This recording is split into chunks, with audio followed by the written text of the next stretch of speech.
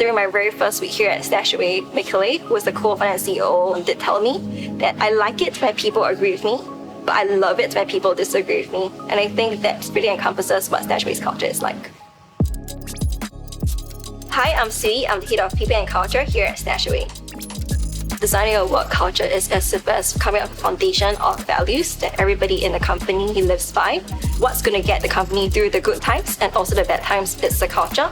Forming a work culture here at StashAway is really important because that forms a bedrock for a set of values that guides everybody in terms of how they interact with one another, how they strive for goals, as well as how they manage conflicts in the future. I believe I speak for everybody here at StashAway that we strive for excellence in whatever they do, to the extent they challenge themselves to do better and also others to do the same. When StashAway first started, we existed first at co-working spaces because it was much better for us from a scaling perspective because we didn't know how fast or how slow that we would grow. So when we were moving, we had a conundrum to decide whether we should be moving into our own office or to another co-working space. And we realized that, why not we share this thought with everyone, let them understand our constraints, and then for everybody else to raise questions as to what actually was very important for them. Conflict is something that in Asia a lot of people avoid it, especially at the workplace, because it's uncomfortable. It gets you to kind of address issues that you don't really want to.